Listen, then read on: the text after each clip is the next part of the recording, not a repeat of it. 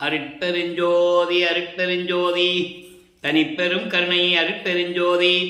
எல்லா உயிர்களும் இன்புற்று வாழ்க, வள்ளல் மலரடி வாழ்க வாழ்க, கொல்லாபரதம் குவளை எல்லாம் ஓங்குக, நல்லோ நினைத்த நலம் பெறுக, நன்றி நினைத்த எல்லோரும் வாழ்க இசைந்து. உலக மக்களே, அறிவார்ந்த அன்பர்களே, ஆண்மநேய ஒருமைப்பாடுடைய அன்பர்களே, வல்லப்பமான நமக்கு அருளிய திருவெட்பாவிலிருந்து அருட்பெருஞ்சோதி ஆண்டவருடைய திருவிளையாடல்களை பார்த்து கொண்டிருக்கிறோம்.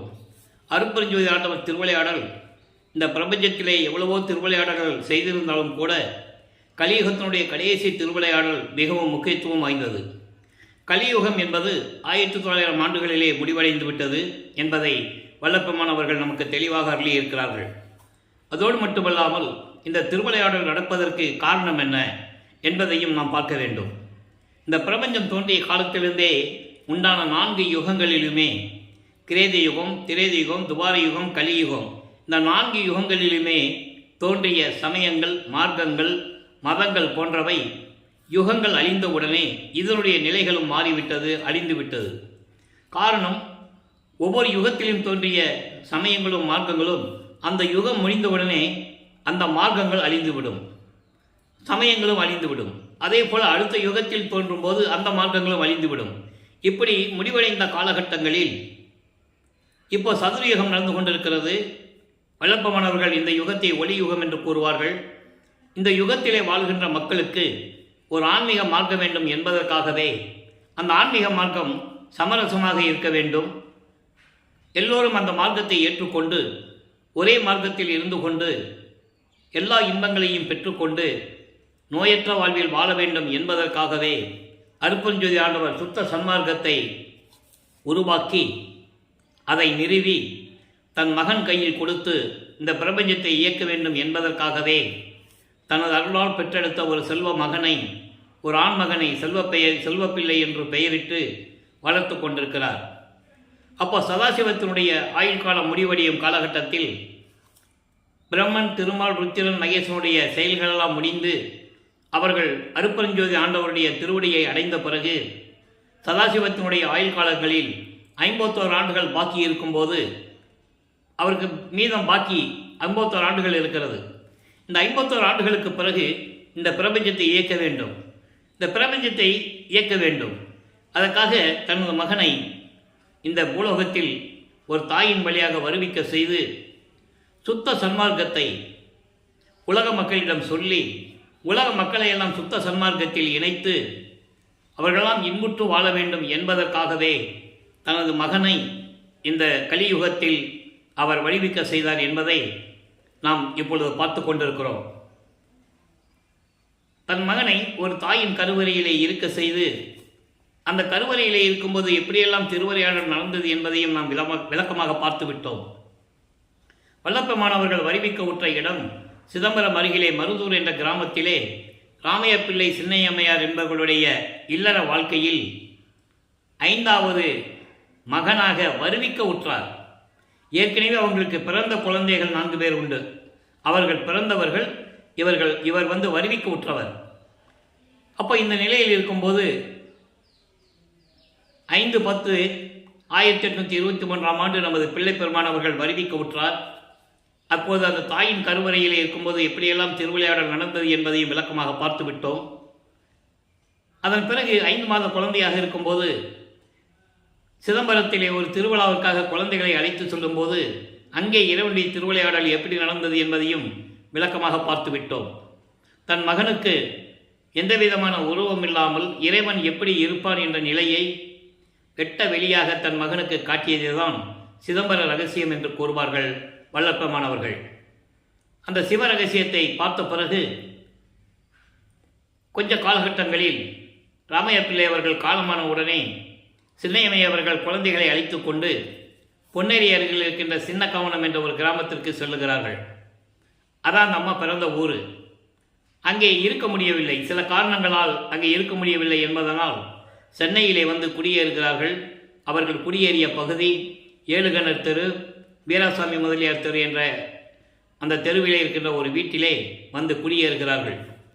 நமது குழந்தை இறைவன் பிள்ளை பெருமான் அவர்கள் வளர்ந்து கொண்டிருக்கிறார். பள்ளியிலே சேர்க்க வேண்டிய காலம் வந்து விட்டது. பள்ளியிலே கொண்டு சேர்க்கிறாங்க. அவரால் படிக்க முடியவில்லை என்று சொல்லுவதை விட அங்கே இறைவனுடைய திருவிளையாடல் நடந்து கொண்டிருக்கிறது. காரணம், தனது மகன் எந்த ஆசிரியரிடமும் போய் கல்வி கற்கக்கூடாது, தனது மகன் யாரையும் குருவாக ஏற்றுக்கொள்ளக்கூடாது என்ற நிலையில் இறைவனுடைய திருவிளையாடல் நடந்து கொண்டிருக்கிறது. அந்த காலகட்டங்களில் சமயங்களையும் மதங்களையும் மார்க்கங்களையும் சார்ந்தவர்கள் யாரையாவது குருவாக ஏற்றுக்கொண்டு தீட்சிதை பெறுவார்கள். அந்த நிலை தன் மகனுக்கு வந்துடக்கூடாது என்ற நிலையில் இறைவனுடைய திருவிளையாடல் நடந்து கொண்டிருக்கிறது. அப்போ பள்ளிக்கூடத்தில் படிக்க முடியாதுன்னு வந்துட்டார். உலகியலிலே இருக்கின்ற பிரச்சனை நமக்கு தெரியும். ஒரு குழந்தைய பள்ளிக்கூடத்தில் சேர்த்து படிக்க முடியாது வந்துட்டால் அந்த வீட்டில் எவ்வளவு பிரச்சனைகள் வரும், அந்த குழந்தைக்கு எவ்வளவு நெருக்கடி இருக்கணும்னு நமக்கு தெரியும். அந்த சூழ்நிலையில் நமது பிள்ளை பெருமானவர்கள் காலையில் எந்திரிச்சு ஒரு அமைதியான இடத்தை தேடுறாரு. அப்போ தான் அந்த கந்தகோட்டம் என்ற ஒரு இடம் அவருக்கு கிடைக்கிது. அங்கே ஒரு முருகன் கோயில் இருக்குது. அங்கே போயிடுவார். இரவான உடனே எல்லாரும் வீட்டில் தூங்கின உடனே வருவார். இந்த நிலை தொடர்ந்து கொண்டிருக்கிறது. இதற்கிடையில் அவருக்கு 8 ஆண்டுகள் முடிவடைந்து விட்டது. இந்த பூலோகத்திற்கு வரி வைக்க உற்று 8 ஆண்டுகள் முடிந்து விட்டது. 9வது ஆண்டு தொடக்கத்தில், அதாவது 2வது எட்டில், இறைவன் அவர் முன் எழுந்தருளி, மகனே, நீ என்னால் வருவிக்க உற்றவன், அஞ்சாதே. சில காரியங்களெல்லாம் நடக்க வேண்டியது இருக்கிறது. அதற்கான அருள்களை எல்லாம் முன்பருவம் பின்பருவம் காட்டி உனக்கு அருள் செய்வன் என்று கூறி மறைந்து விடுகிறார். இறைவன் முன் தோன்றின உடனே இறைவனுடைய மகன் என்று அவருக்கு தெரிந்து விடுகிறது. ஞானத்தை பெற்றுக்கொள்கிறார். ஞானத்தை மட்டும் கொடுத்துவிட்டு மறைந்து விடுகிறார். ஞானத்தை பெற்ற பிறகு 9வது ஆண்டிலிருந்து 12 ஆண்டுகளுக்குள் என்ன நடந்தது என்பதை 1ஆம் திருமுறையிலிருந்து பார்த்து கொண்டிருக்கிறோம். 1ஆம் திருமுறை என்பது 8 பதிகங்கள், 712 பாடல்கள். அதிலே பதிகம் 6 திருவருள் முறையீடிலிருந்து இறைவனுடைய திருவிளையாடலை நாம் தொடங்கி இருக்கிறோம். திருவருள் முறையீடு என்பது இறைவனிடம் முறையீடு செய்வது. உன்னாலே வருவிக்கூற்ற பின் இந்த பூலோகத்திலே நான் துன்பங்களை அனுபவித்துக் கொண்டிருக்கிறேன். இறைவா, சிவபெருமானே, விரைவில் வந்து எனக்கு அருள வேண்டும் என்று முறையீடு செய்கிறார். மொத்தம் 232 பாடல்கள். ஒவ்வொரு பாடல்களிலும் உள்ள விளக்கத்தை ஒவ்வொரு பாடலின் மூலமாக நாம் ஏற்கனவே விரைவாக பார்த்துவிட்டோம். சைவ குலத்தில் இருந்து வருவிக்க உற்றதனால் அந்த காலகட்டங்களில் சமயங்களும் மதங்களும் மார்க்கங்களும் சூழ்ந்திருந்த காலகட்டங்களில் இவர் வருவிக்க உற்றதனால் சிவபெருமானை இறைவனாக ஏற்றுக்கொண்டு, அப்போ அவருக்கு அதான் தெரியும், சுத்த சன்மார்க்கத்தை பற்றி தெரியாது, அருப்பஞ்சோதி ஆண்டவர் யாருன்னு அவருக்கு தெரியாது. அப்போ இந்த நிலையில் இருந்து கொண்டு அதற்கு பிறகு பிரபஞ்சத்தினுடைய உண்மைகளெல்லாம் இவருக்கு ஒரு மறைப்பு நிலை ஏற்படுகிறது. அதாவது இறைவனால் வருவிக்க உற்றவன் என்ற நிலை தெரிந்த பிறகு மற்ற நிலைகளெல்லாம் இவருக்கு தெரியாது. மறைப்பு நிலையும் மறப்பு நிலையும் அவருக்கு இறைவனால் உருவாக்கப்பட்டது. அப்போ இந்த நிலையில் சிவபெருமானை ஏற்றுக்கொண்டு சைவ சமயத்தின் அடையாளமாகிய திருநீரை பூசிக்கொண்டும் உத்தராட்சமாலை போட்டுக்கொண்டும் சிவபெருமான் என்றும் நமச்சிவாய என்றும் சிவசிவாய் என்றும் நடராஜன் என்றும் இறைவனை பற்றி பாடிக்கொண்டிருக்கிறார். அந்த நிலைகளெல்லாம் பார்த்து விட்டோம்.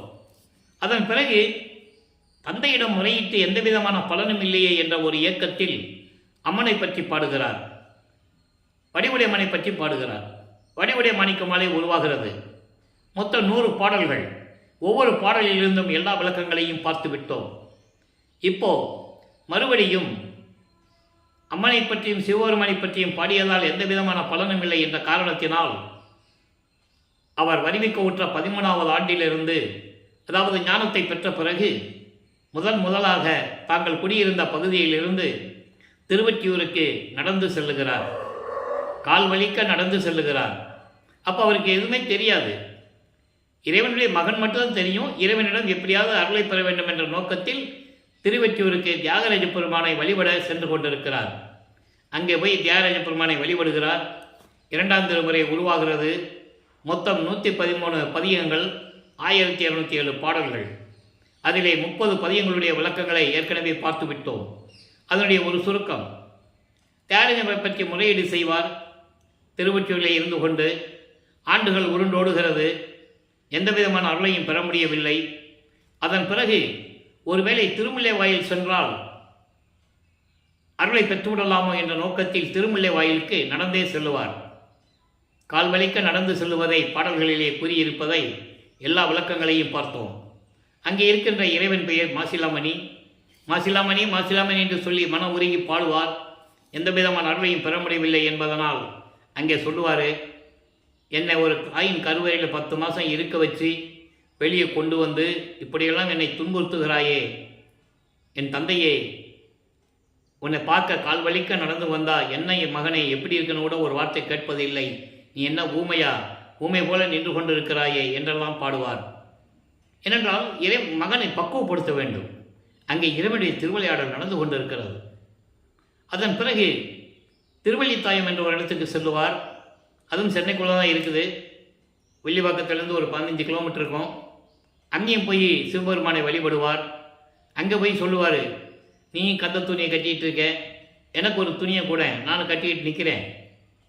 இந்த உலக மக்களெல்லாம் உன்னை பார்த்து இழிவாக பேசுவார்களே, உன் மீது பழி சுமத்துவார்களே, பெற்ற மகனை தெருவில் விட்டுவிட்டான் என்று சொல்லி இந்த பழி சொல்லும் இழி சொல்லும் உன்னை வந்து சூழ்ந்து விடுமே என்ற காரணத்திற்காகத்தான் நான் கால்வலிக்க நடந்து வந்து உன்னிடம் வேண்டிக் கொண்டிருக்கிறேன்.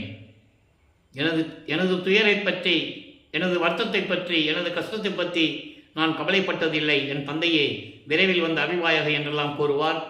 எந்த விதமான பதிலும் கிடைக்கவில்லை. அதன் பிறகு இனிமேல் திருமுல்லை வாயிலுக்கும் திருவள்ளித்தாயத்துக்கும் என்னால் நடந்து வர முடியாது அப்படின்னு சொல்லிட்டு இப்போது திருவொற்றியூரிலே சிவபெருமானை பற்றி, அதாவது தியாகராஜ பெருமானை பற்றி பாடல்களை பாடுகிறார். இப்போது மனதை ஒரு நிலைப்படுத்துவதற்காக மனம் அலைபாய்ந்து கொண்டிருக்கிறது. அதாவது இறைவனிடம் அருளை பெற முடியவில்லை என்ற இயக்கம், துயரம், வீட்டிற்கு வந்தால் பிரச்சனை, இப்படி பல நிலைகளில் இருக்கும்போது அவர் மனம் ஒரு நிலையில் இல்லை. அந்த நிலையில் இருக்கும்போது மனதிடம் சொல்லுவது போல இந்த பாடல்களை நாம் கருளி இருக்கிறார்கள். நெஞ்சு உறுத்த திருநேரிசை, இந்த பாடல்களெல்லாம் நேரிசை வெண்பா கொண்டது. அருமையான பாடல்களை பார்த்து கொண்டிருக்கிறோம். அந்த வகையில் இன்று நாம் பார்க்க வேண்டிய பாடல் 23வது பாடல். பாடல் நல்லா கவனிங்க.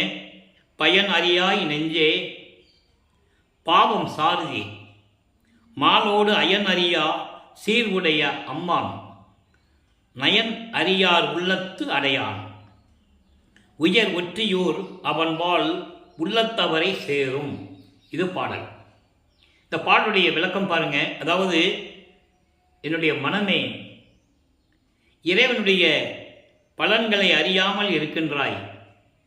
இறைவனை வணங்கினால் எப்படியெல்லாம் நமக்கு பலன் கிடைக்கும் என்பதை நீ அறியாமல் இருந்து கொண்டிருக்கிறாய்.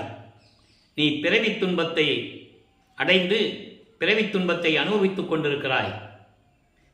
பிறவி துன்பம் இல்லை, பிறவி துன்பம் வேண்டாம் என்றால் இறைவனை வழிபட வேண்டும். நீ பிறவி துன்பத்தை அனுபவித்துக் கொண்டிருக்கிறாய். மாலோடு அயன் அறியா சீருடைய அம்மா, அதாவது மால் என்பவன் திருமால், அயன் என்பவன் பிரம்மன்.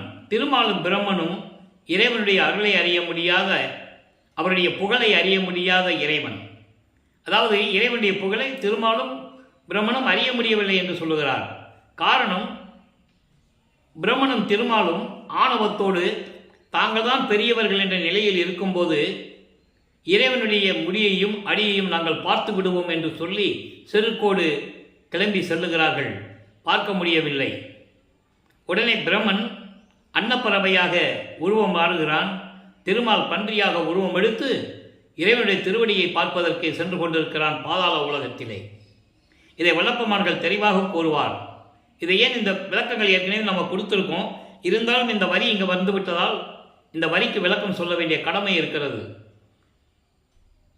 மாலோடு அயன் அறியா சீர்வுடைய அம்மான், அம்மான் என்பவன் இறைவன். அப்போ இந்த நிலையில் இருக்கும்போது பிரம்மனும் திருமாலும் உருவங்கள் மாறி அடியையும் முடியும் பார்க்க சென்று கொண்டிருக்கிறார்கள். அதை ஒரு பாடலிலே கூறுவார், இவர்களுக்கு மெஞ்ஞானம் இல்லை என்று கூறுவார். மெஞ்ஞானம் இருந்திருந்தால் இருந்த இடத்திலேருந்தே பார்த்து கொள்ளலாம். அவளுக்கு மெஞ்ஞானம் இல்லை என்பதை பாடல்களிலே தெளிவாக நமக்கு அருளியிருப்பதை நாம் பாடல் மூலமாக பார்த்தோம். நாகாதிபனும், அதாவது நான்முகனும் திரு நெலுமாலும், நான்முகன் என்பது பிரம்மன், திருமால் திருமால், மால் என்பவன் திருமால். பிரம்மனும் திருமாலும் வான்முக மெஞ்ஞானம் என்னும் வான்முக கண்கொண்டு காணாமல், மெஞ்ஞானம் என்ற ஒரு கண்ணு இல்லாதனால், மெஞ்ஞானம் இல்லாதனால் உருமாறி தேன்முக கொன்றை முடியும் செந்தாமரை சேவடியும் ஊன்முக கண் கொண்டு காணாமல் தேடி நின்றார் என்று கூறுவார். இன்னொரு பாடலிலே கூறுவார், பூத்திடுமவனும் காத்திடுமவனும் புல் விலங்கு உருக்கோடு நேடி புல் விலங்கு உருக்கோடு நேடியும் கண்டறியாத பூம்பாதங்கள் என்று சொல்லுவார். ஏத்திடும் முடியும் கூத்திடும் அடியும் இன்னும் காண்கிலர் என்று கூறுவார். புல் விலங்கு உருக்கோடு என்பது, புல் என்பது அன்னப்பறவை, விலங்கு என்பது பன்றி. இந்த உருவங்கள் எடுத்து போயும் முடியும் அடியும் பார்க்க முடியவில்லை என்று கூறுவார். அதை தான் இங்கே கூறுகிறார். மாலோடு அயன் அறியா சீர் உடைய அம்மான். அப்படி புகழ் உடைய, அப்படி அருளுடைய இறைவன் நயன் அறியார் உள்ளத்து அடையான். அதாவது நயன் அறியார் என்பது நல்ல எண்ணங்களையும் நல்ல செயல்களையும் மனதில் நினைக்காதவர்களை இறைவன் அடைய மாட்டான். அவர் யார் என்றால் திருவொற்றியூரில் அருளோடு விளங்கி கொண்டிருக்கின்ற இறைவன். அவரை நினைத்தால் நம் எல்லா பலன்களையும் அடைந்து விடலாம் என்று சொல்லி மனதிடம் சொல்லுவது போல இந்த பாடலை அருளியிருக்கிறார்கள். ஆக வல்லப்பமானவர்கள் 2வது எட்டில் இருக்கும்போது 9வது ஆண்டிலிருந்து 16 ஆண்டுகளுக்குள் இந்த நிலை தொடர்ந்து கொண்டிருக்கிறது. அடுத்து 3வது ஆண்டில், அதாவது 3வது எட்டில் அடியெடுத்து வைக்கும்போது இறைவன் 1823ஆம் ஆண்டு தொடங்கிய திருவிளையாடல் 30/1/1874 இரவு 12 மணி வரையிலும் தொடர்கிறது. அப்போ இந்த 51 ஆண்டுகள் திருவிளையாடல் நடக்குது. இந்த 51 ஆண்டுகளை 8 ஆண்டுகளாக பிரிக்கிறார். 6 48. இறுதியில் 3 வருடங்கள் மேட்டுக்குப்பத்தில் இருக்கின்ற சித்தி வளாகத்தில் என்ன நடந்ததுன்ற நம்ம பின்னால் பார்க்க போகிறோம். இப்போது வல்லப்பமானவர்கள் தர்மசாலையில் இருக்கின்ற வரைக்கும் என்ன நடந்தது என்பதை தான் ஒவ்வொரு 8 ஆண்டுகளிலும் நாம் பார்த்து கொண்டிருக்கிறோம். வருவிக்கவுற்ற 8 ஆண்டுகளில் எதுவுமே இல்லை. அதன் பிறகு 9வது ஆண்டிலிருந்து 16 ஆண்டுகளுக்குள் இறைவனை பற்றி பாடியும் முறையீடு செய்தும் எந்த விதமான பலனும் இல்லை. அதன் பிறகு 3வது எட்டில் அடியெடுத்து வைக்கிறார். 24. அப்போ 17வது ஆண்டிலிருந்து 24 ஆண்டுகளுக்குள் என்ன நடந்தது என்பதை 3ஆம் திருமுறை உருவாகிறது. 3ஆம் திருமுறையிலிருந்து நாம் பார்த்து கொண்டு 19 பதியங்களிலும் 235 பாடல்களில் விளக்கங்களை நாம் தெளிவாக பார்த்து விட்டோம். அதனுடைய ஒரு சுருக்கம். இப்போ திருவொற்றியூருக்கு தினமும் போயிட்டு இருக்கிறாரு, இறைவனை பற்றி பாடிட்டு இருக்கிறாரு, எந்த விதமான பலனும் இல்லை. இப்போ காட்சிகள் மாறுகிறது. இப்போ சிவபெருமான் காட்சி கொடுக்கிறார், மறைந்து விடுகிறார், எதுவும் பேசுவதில்லை. இந்த நிலை தொடர்ந்து கொண்டிருக்கும் போது பார்த்தாலும் பேச மாட்டேன்றாரு.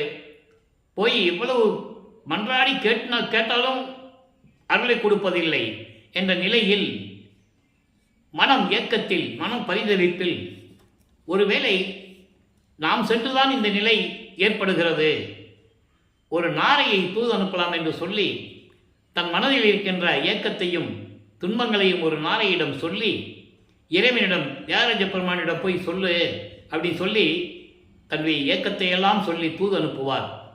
எந்த விதமான பலனும் இல்லை. அதன் பிறகு கிளிகளை தூது அனுப்புவார். எந்த விதமான பலனும் இல்லை. இந்த நிகழ்வுகளை எல்லாம் நாரையும் கிளியும் நாட்டூரும் தூது என்ற பதிகத்திலே இருந்து எல்லா விளக்கங்களையும் பார்த்து விட்டோம். அதன் பிறகு திருவிழா திறம் என்ற பதிகத்திலிருந்தும் இரங்கல் மாலை என்ற பதிகத்திலிருந்தும் இப்படி ஒவ்வொரு பதிகத்திலிருந்தும் எல்லா பாடல்களையும் பார்த்தோம். இப்போ திருவிழா திறத்தில் சொல்லுவார். இது நிறைய விளக்கங்கள் நம்ம ஏற்கனவே பாடல் மூலமாக பார்த்துட்டோம். அதனுடைய சுருக்கத்தை சொல்லிகிட்டு இருக்கேன். ஏன்னா இன்னைக்கு புதுசாக பார்க்குறவங்களுக்கு புரியணும். அதனால இந்த விளக்கங்களை தர வேண்டிய இருக்கிறது.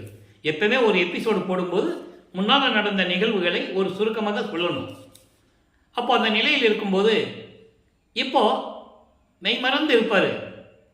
இதே தான், காட்சி கொடுப்பாரு மறைஞ்சிடுவார், காட்சி கொடுப்பாரு மறைஞ்சிடுவார். இப்படியே நிலைகள் இருக்கும்போது ஒரு குறைச்சி பெண்ணிடம் போய் குறி கேட்பார். குறி ஆராய்ச்சி என்ற ஒரு பதியமே இருக்கிறது. அதுக்கு உலகிலே இருப்பது போல குடும்பத்தில் ஏதாவது பிரச்சனை, பிள்ளைகளுக்கு ஏதாவது நல்லது செய்யணும், ஏதாவது நிகழ்ச்சிகள் செய்யும்போது குறி கேட்பாங்க, ஜோசியம் போய் பார்ப்பாங்க. இந்த நிலைகள் எல்லாம் நடந்து கொண்டிருக்கிறது. வல்லப்பெருமானும் இந்த நிலையில் இருந்து கொண்டிருக்கிறார். ஒரு குறைச்சி பெண்ணிடம் போய் எப்படி குறி கேட்டார்? சோழி உருண்டா தானே குறி சொல்கிறதுக்கு. அங்கே இறைவனுடைய திருவிளையாடல் நடக்குது இல்லையா, எப்படி சொல்ல முடியும்? அது பிறகு ஒரு ஜோசியிட்ட போவார். ஜோதிடம் நாடல் என்ற ஒரு பதிகம் இருக்குது, அதில் போய் கேட்பார். அவர்கிட்ட ஒரு ஜோசியம் பார்க்குறட்டு போய் கேட்பார், ஒன்றும் நடக்காது. இந்த நிலையில் இருக்கும்போது இப்போ மறுபடியும் திருவிழா திறம் என்ற ஒரு பதிகத்தில் சொல்லுவார். இப்போ திருவிழா திறம் என்பது பவனி கொண்டு வர்றது, இறைவனை பவனி கொண்டு வர்றது, தேர்வில் வச்சு ஒவ்வொரு தெருவாக கொண்டு வர்றாங்க. அப்போ இவர் தெருவில் நின்றுட்டு இருக்கும்போது தேரில் இருந்து காட்சி கொடுக்கறது, இப்படியே நிலை தொடர்ந்து கொண்டு இருக்கிறது, மறைஞ்சிடுறது. அப்புறம் இன்னொரு தெருவுக்கு போகிறது. திருவொற்றியூரில் எல்லாமே தேரோடு வீதிகள், ஒவ்வொரு தெருவில் போய் நிற்கிறது. இதே நிலைகள் தொடர்ந்து கொண்டிருக்கிறது. இப்படியே காலங்கள் கடந்து கொண்டிருக்கிறது. வல்லப்பெருமானவருடைய 24வது ஆண்டில், அதாவது 1847ஆம் ஆண்டு, சரியாக சொல்ல வேண்டுமென்றால் 1847ஆம் ஆண்டு, 1847ஆம் ஆண்டு இந்த நிலை திருவொற்றியூரில் நடக்கும்போது பதிகம் 19 காதல் மாட்சி என்ற பதிகத்திலே 10 பாடல்களிலே நீங்கள் பார்க்கலாம். இப்போ சிவபெருமான் என்ன பண்ணுவார்? ஜெயராஜ பெருமான் இவரை பார்த்து அப்படியே நடந்து வருவார். இவர் மெய்மறந்து, கண்ணம் மூடி மெய்மறந்து இருப்பார். இது பாடல்களில் இருக்கின்ற விளக்கம், கற்பனை அல்ல, கதை அல்ல. பாடல்களிலே இருக்கின்ற விளக்கத்தை வல்லப்பெருமானவர்கள் இந்த வள்ளலார் ஊழியனுக்கு அருளிய விளக்கத்தை தயவோடும் கருணையோடும் பெற்ற அந்த விளக்கத்தை உங்களிடம் சொல்லிக் கொண்டிருக்கிறேன். நீங்கள் பாடல் கூட எடுத்து பார்த்துக்கலாம். காதல் மாட்சி என்ற பதிகம் 19வது பதிகம் 3ஆம் திருமுறை. இவரை மெய்மறந்து இருக்கும்போது அந்த பாடலை எப்படி எழுதியிருப்பார்னா, தன்னை ஒரு பெண்ணாகவும் இறைவனை ஆணாகவும், அதாவது தன்னை தலைவியாகவும் இறைவனை தலைவனாகவும் வர்ணனம் செய்து அந்த பாடலை எழுதியிருப்பார்கள். காரணம், காதலை பற்றி சொல்ல வேண்டுமென்றால் ஒரு ஆணும் பெண்ணும் இருக்க வேண்டும் என்ற நோக்கத்தில் அந்த பாடல்கள் அமைந்திருக்கும். அப்படியே கண்ணம் மூடி மெய்மறந்த நிலையில் இருப்பார். இறைவன் பேசுறதில்லை, நல்லா கவனிக்கணும், பேசுறதில்லை. கண்டத்தை கிள்றது, தலையை போதி விடுறது, உடம்பை தடவி விடுறது, இப்படியே தான் ஒவ்வொரு நாளும் நடக்கும். ஆனால் பேசுறதில்லை. இவர் என்ன இப்படியே நடந்துகிட்டு இருக்குன்னு சொல்லி நம்ம ஏன் கண்ணை மூடிட்டு இருக்குன்னு சொல்லி கண்ணை திறந்து பார்க்கும்போது திரும்பி பார்க்காமல் தெரு வழியாக சிவபெருமான் ஓடுவார். என்ன இது சிவபெருமான் ஓடுறாருன்னு சொல்லிட்டு இவர் பின்னாலே ஓடிய ஓட்டத்தை பிடிக்க முடியாது. சிவபெருமான் திரும்பி பார்க்காமல் ஓடுகிறார். ஒக்க ஓடினாலும் அவர் ஓட்டத்தை பிடிக்க ஒண்ணாதே என்றெல்லாம் கூறுவார். அதாவது தொடர்ந்து நம்ம போனால் கூட ஓட்டத்தை எப்படி பிடிக்க முடியும்? ஏன்னா அந்த நிலையில் இவருக்கு பறக்கிற சக்தியோ அண்டங்களை விட்டு போடுற சக்தியோ எல்லாம் கிடையாது. அப்போ அவருக்கு அந்த நிலையில் இருந்து கொண்டிருக்கிறார். இவரால் எப்படி ஓட முடியும்? ஓட முடியாது. அப்போ அங்கே இருக்கிறவங்கெல்லாம் கேட்பாங்க, அதுக்குன்னு தனியாக ஒரு பதிகம் இருக்கு. என்ன ராமலிங்கம் இப்படி தெருவழியாக ஓடிட்டு இருக்கே, என்ன விஷயம்னு கேட்கும்போது இவர் இறைவனை பற்றி சொல்லும்போது, இதெல்லாம் கலியுகத்தில் நடக்க வேண்டிய காரியமாக இது, நடக்கிற காரியமாக இது. ஏன்னா அப்போ கலியுகம் முடியல, 1900 ஆண்டில் தான் கலியுகம் முடியுது. அப்போ இந்த நிலையில் இருக்கும்போது எல்லாம் சொல்லும்போது இவர் பதில் சொல்லுவார், நீங்கள் அப்படியெல்லாம் சொல்லக்கூடாது, நான் இறைவனை நம்பி வந்தவன், இறைவன் எனக்கு எப்படி அருளை கொடுப்பான், அவனுடைய காதலை என் கனவில் கூட மறக்க முடியாதே அப்படி என்றெல்லாம் அந்த பதிகத்திலே கூறியிருப்பார். அந்த பாடலுடைய விளக்கங்களை எல்லாம் பார்த்து விட்டோம். ஆக இந்த நிலை தொடர்ந்து கொண்டிருக்கும் போது வல்லப்பெருமான் அவர்கள் 4வது ஏட்டில் அடியெடுத்து வைக்கிறார். 4ஆம் திருமுறை உருவாகிறது. மொத்தம் 8 பதிகங்கள், 197 பாடல்கள் இருக்கின்ற விளக்கங்களை முழுமையாக பார்த்து விட்டோம். மொத்தம் 12 பதிகங்கள் உண்டங்க. மீதி இருக்கிற 4 பதிகங்கள் சமயக்குறவர்களாகிய திருநாவுக்கரசர், திருஞான சம்பந்தர், சுந்தரர், வாதவூரான் என்ற மாணிக்கவாசகரை பற்றி கூறியது. அதனுடைய விளக்கம் நமக்கு இப்போ தற்சமயம் தேவையில்லை என்பதனால், ஏன்னா அங்கே இறைவனுடைய திருவிளையாடல் எதுவும் இல்லை. இவர் சைவ சமயத்தை பரப்பியவர்கள் என்ற நிலையில் அவர்களை பற்றி பாடுகிறார், வேறொன்றும் இல்லை. ஏனென்றால் இந்த பிரபஞ்சம் தோன்றிய காலத்திலிருந்தே ஒவ்வொரு காலகட்டத்திலையும் வாழ்ந்தவர்களை பின்னால் வந்தவர்கள் இந்த உலகத்துக்கு தெரியப்படுத்தவில்லை. திருமூலருக்கு அப்புறம் வந்தவர்கள் சமயக்குறவர்கள். எவ்வளவோ நிகழ்ச்சிகள் நடந்திருக்கிறது. அதே மாதிரி திருஞான சம்பந்தரும் திருநாவுக்கரசரும் சமகாலத்தில் வாழ்ந்ததை சுந்தரர் சொன்னதில்லை. சுந்தரரும் திருநாவுக்கரசரும் சம்பந்தரும் வாழ்ந்த காலங்களில் நடந்ததை மாணிக்கவாசகர் சொன்னதில்லை. இறைவனை பற்றி பாடினார்கள், இறைவனுடைய அருளை பற்றி பாடி பெற்றுக்கொண்டு இறைவனை பற்றி பாடினார்கள். எல்லா நிகழ்வுகளும் நடந்தது. அது ஒரு பக்கம் இருக்கட்டும். அப்போ இந்த 197 பாடல்களுடைய விளக்கங்களை முழுமையாக பார்த்தோம். அன்பு மாலை, அருட்பிரகாச மாலை, பிரசாத மாலை, ஆனந்த மாலை, பக்தி மாலை, சௌந்தரிய மாலை, அபராத மன்னிப்பு மாலை, அதிசய மாலை என்ற பதியங்களில் இருக்கின்ற பாடல்களை முழுமையாக பார்த்து விட்டோம். இப்போ இந்த நிலையில் இருக்கும்போது 27வது ஆண்டு தொடக்கத்தில் நமது பிள்ளைப்பெருமானவர்கள் வருவிக்க உற்று அவருக்கு 27 ஆண்டுகள் ஆகிறது. அவருக்கு வயது இல்லை, அதனால்தான் வருவிக்க உற்ற ஆண்டில் இருந்து என்று கூற வேண்டும். அவர் ஒவ்வொரு யுகத்திலேயும் இருந்தவர் என்பதை திருவருட்பா பாடலின் மூலமாக நாம் தெளிவாக பார்த்திருக்கிறோம். அப்போ அந்த நிலையில் இருக்கும்போது யாரை கல்யாணம் பண்ணுறது?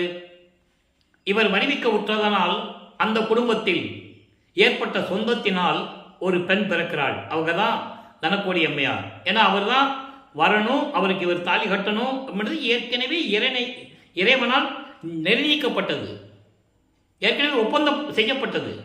அது பாடல்களில் இருக்கின்ற விளக்கத்தை பார்த்தோம். அந்த நிலையில் இருக்கும்போது அதனால தான் அந்த அம்மா இங்கே பிறக்கிறாங்க. இவர் வருவிக்க விட்டவர், அவர் பிறந்தவர். நல்லா புரிஞ்சுக்கணும் நீங்கள். ஏன்னா அவங்க ஆயுள் காலம் வரைக்கும் இந்த பூலோகத்தில் இருந்து இங்கே தான் அந்த அம்மாவுடைய ஆன்மா பிரிந்து போகணும். இது இறைவனுடைய கட்டளை. அதற்கு முன்னால் இந்த பிறவியிலே அந்த அம்மா பிறக்கும்போது அந்த பிறவியிலே அந்த அம்மாவுக்கு ஏற்பட்ட கர்ம வினைகள் எல்லாம் நீக்க வேண்டும். சஞ்சிதம், பிராரத்தம், அகாமியம் போன்ற கர்ம வினைகள் எல்லாம் நீக்கணும். அப்போ இவர் தான் தாலி கட்டணும்.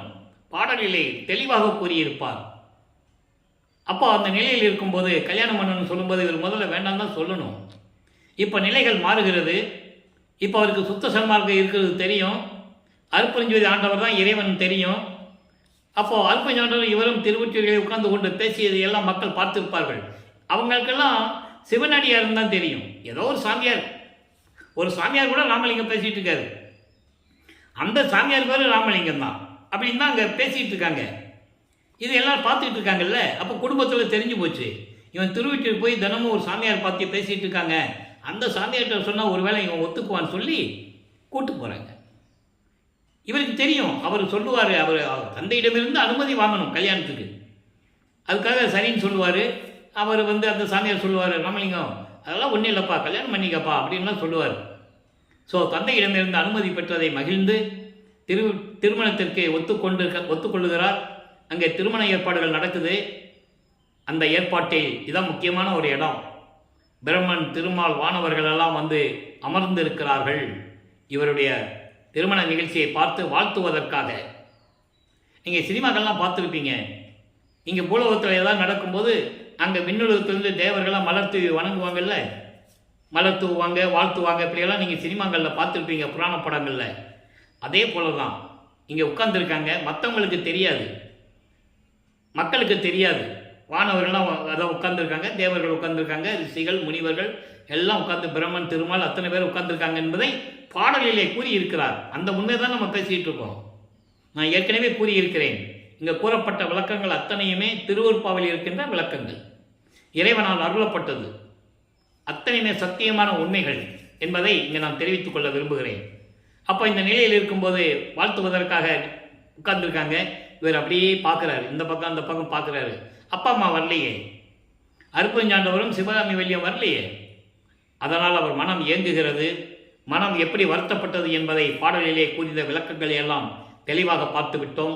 அதன் பின் தன் மகன் வருந்துவானே என்று சொல்லி அவனை வாழ்த்த வேண்டுமே என்று கருதி அருட்பெருஞ்சோதி ஆண்டவரும் சிவகாமி வள்ளியும் 2 குதிரை மாட்டின தேரில் எப்படி மணமக்களை வாழ்த்தினார்கள் என்பதை நாம் தெளிவாக பார்த்து விட்டோம். இந்த நிலைகள் முடிந்த பிறகு இப்போ வெள்ளாடை அணிந்து கொண்டு சமயங்களையும் மதங்களையும் மார்க்கங்களில் சொல்லப்பட்ட நெறிமுறைகளை விட வேண்டும். வெள்ளாடை அணிந்து சமயங்களையும் மதங்களையும் சார்ந்தவர்களுடைய அடையாளம் உங்களுக்கு தெரியும், உலகிலே எல்லாருக்கும் தெரியும். தாடி வைத்துக்கொண்டு சடமுடி வளைத்து கொண்டு உத்தராட்ச மாலை போட்டுக்கொண்டு உடம்பெல்லாம் திருநீர் பூசிக்கிட்டு இருப்பது சிவன் அடியார்கள். அதே போல் வைஷ்ணவ சமயத்துக்கும் ஆழ்வார்கள் உண்டு. அவங்களுடைய தோற்றம் வேறு மாதிரி இருக்கும், அது வேறு. அப்போ ஒவ்வொரு சமயங்களுக்கும் மார்க்கங்களுக்கும் வேற்றுமைகள் உண்டு, முரண்பாடுகள் உண்டு. இந்த நிலையில் இருக்கும்போது தனது மகன் இவர் வெள்ளை ஆடை அணிந்து முக்காடு போட்டு ரூமில் உட்காந்து கதவை சாத்தி தாப்பா போட்டார்.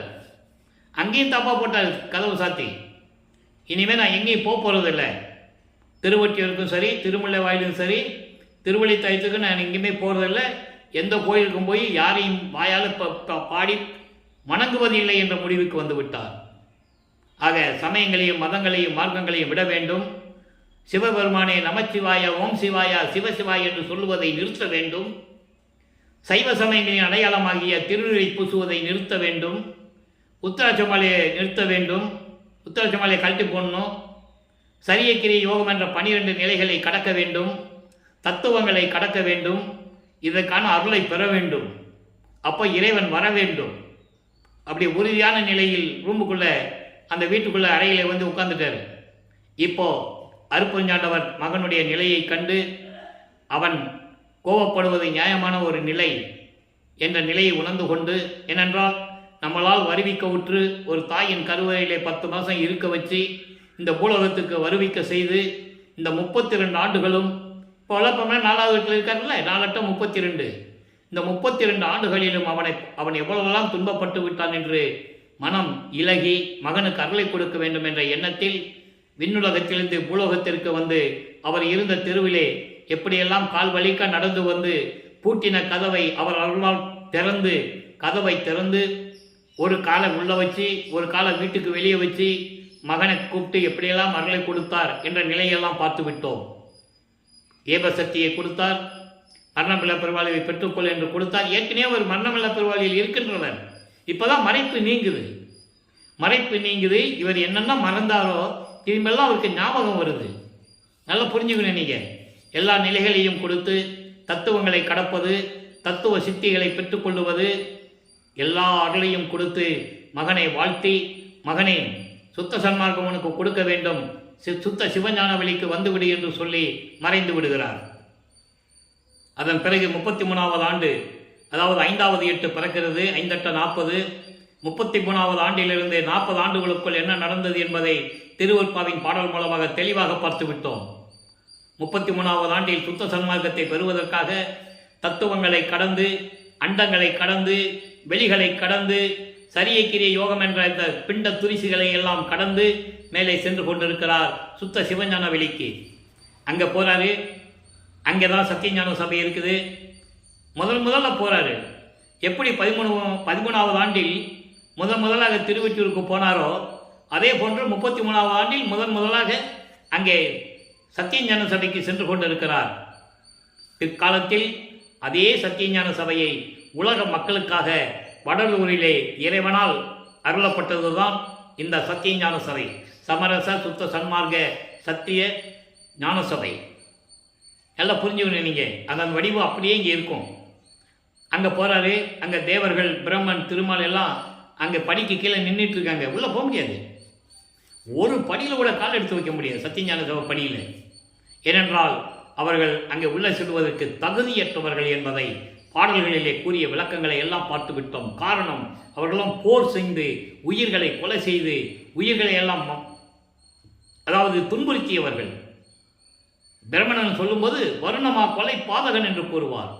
திருமாலை கூறும்போது எவ்வளவோ 1000 கொலைகள் செய்தவன் என்று கூறுவார். பாடல் உண்டு, யாரும் மறுக்க முடியாது. போருக்குரியவர்கள் என்றே சொல்லுவார். போர்க்குணம் கொண்டவர்கள், போருக்குரியவர்கள் அயன்மால், போகி மற்றும் புங்கவர்கள். போகி என்பவன் இந்திரன், புங்கவர்கள் என்பது தேவர்கள்.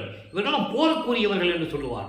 ஆக உயிர்களை கொலை செய்தவர்கள் சத்தியஞான சபைக்குள்ள போக முடியாது. அதே போன்று மாமிசம் உண்பவர்கள் இங்கே பூலோகத்தில் மாமிசம் சாப்பிட்றவங்களும் சத்தியஞானத்துக்குள்ள போகக்கூடாது. உயிர்களை கொலை செய்து அந்த தானுகின்ற பிணத்தை, அந்த உடம்பை தன் உடம்புக்கு உணவாக எடுத்துக்கொள்ள கொண்டவர்கள் சத்தியஞானத்துக்குள்ள போக முடியாது. அதனால்தான் புலையும் கொலையும் தவித்தவர்கள் உள்ளே புகுதல் வேண்டும்னு சொன்னார். ஏன்னா தேவர்களுக்கே அந்த கதி. நல்லா புரிஞ்சுக்கணும். நீங்கள் அவங்களுக்குள்ளே போக முடியாது. அப்போ அந்த நிலையில் அவங்கெல்லாம் வெளியே நின்றுட்டு இருக்காங்க. இவர் போகிறாரு. இவருக்கு பிரமிப்பாக இருக்குது. ஏன்னா இவ்வளோ கூட்டம் வெளியே நிற்குது அப்படின்னு சொல்லுவது கேட்கும்போது அவங்க தேவர்கள் சொல்கிறாங்க, நீங்கள் போங்க சாமி, நீங்கள் போகிறதுக்கு, அதுக்குள்ளே போகிறதுக்கு நீங்கள் ஒரு ஆளுக்கு தான் தகுதி இருக்குது என்று சொல்லுகிறார்கள். இது பாடல் உண்டு. 6ஆம் திருமுறையிலே பாடல் இருக்கிறதை உங்களுக்கு நான் சொல்கிறேன். கையை காட்டுறாங்க. போங்கன்னு கையை காட்ட இவர் உள்ளே செல்லுகிறார். மகனை அருட்பெருஞ்சாண்டவர் வரவேற்கிறார். மகனே, 2.5 நாளிகை தான் பாக்கி இருக்கிறது. 2½ நாளிகை என்பது 1 மணி நேரம். ஒரு நாளிகை என்பது 24 நிமிடம். இந்த 1 மணி நேரத்தில் இந்த ஆடைகளை எல்லாம் களைந்துவிட்டு புனித நீராடி புத்தாடை அணிந்து அணிகலன்கள் எல்லாம் அணிந்து மங்கள கோலத்துடன் வருவாயாக, உனக்கு மணிமுடி சூட்ட வேண்டும், பொற்காப்பு அணிய வேண்டும் என்று தந்தை மகனுக்கு கட்டளையிட இதெல்லாம் நடக்குது நண்பர்களே. இது சாதாரண விஷயம் அல்ல. இந்த நிகழ்வுகளையெல்லாம் மக்களிடம் யார் சொன்னது? அதுதான் இந்த வள்ளலாருடைய ஒரு ஆதங்கம். வல்லப்ப மன்னர்கள் வருவிக்க உற்று 202 ஆண்டுகள் முடிந்து 73வது ஆண்டு தொடங்கிற்று. இது இறைவனுடைய திருவிளையாடல்களையும் நமது பிள்ளைப்பெருமானுடைய அருள் ஆற்றல்களையும் மக்களிடம் சொன்னது யாரு? தமிழ் துறவி என்றார்கள், வசனகர்த்தா என்றார்கள், பாடலாசிரியர் என்று சொன்னார்கள், சமூக சீர்திருத்தவாதி என்று சொன்னார்கள். அவர் இறைவனுடைய மகன் என்று யாரும் சொல்லவில்லை. இறைவனுடைய மகன், இறைவனுடைய அருளை பெற்றவர், இப்படியெல்லாம் பறந்து சென்று அண்டங்களை கடந்து சுத்த சன்மார்க்கத்தை அங்கதான் போய் வாங்குறாரு. அப்போ மகனை வரவேற்று உட்கார வைத்து மணிமுடி சூட்டி பொற்காப்பணிந்து, மகனை சுத்த சன்மார்க்கத்தை பெற்றுக்கொள், இனிமேல் இது உன் மார்க்கம், இந்த மார்க்கத்தை உருவாக்கி உனக்காகவே நான் அதை என் கையில் வைத்துக் கொண்டிருந்தேன், இப்போ உன்னிடம் தருகிறேன், நீ பூலோகத்திற்கு சென்று, இதற்காகத்தான் உன்னை நான் வருவிக்க விட்டேன், வருவிக்க செய்தேன், இதற்காக உன்னை வருவிக்க செய்தேன். ஒரு தாயின் கருவறையில் இருக்க வைத்து உன்னை 32 ஆண்டுகள் சமயங்களிலும் மதங்களிலும் மார்களில் ஈடுபட செய்து, வருத்தப்படாதே மகனே, இதெல்லாம் என்னுடைய திருவிளையாடல் என்று கூறுவார். இதற்கும் பாடல் உண்டு. இதெல்லாம் ஒரு திருவிளையாடல் என்று சொன்னதை ஒரு பாடல் உண்டு. அந்த பாடலுடைய விளக்கத்தை எல்லாம் பார்த்து விட்டோம். அப்ப இந்த நிலையில் இருக்கும்போது பொற்காப்பு அணிகிறார். பொற்காப்பு என்பது இளவரசர் பட்டம் சுட்டுவது. உலகிலே நாட்டாமைகளும் ஜமீன்தாரர்களும் நாட்டாமைக்காரர்களெல்லாம் அவங்க அதாவது வயது முதியது காரணமாகவும் இல்லை இறந்து விட்டாலும் கூட அந்த காப்பை மகனுக்கு அணிவித்து மகிழ்வார்கள்.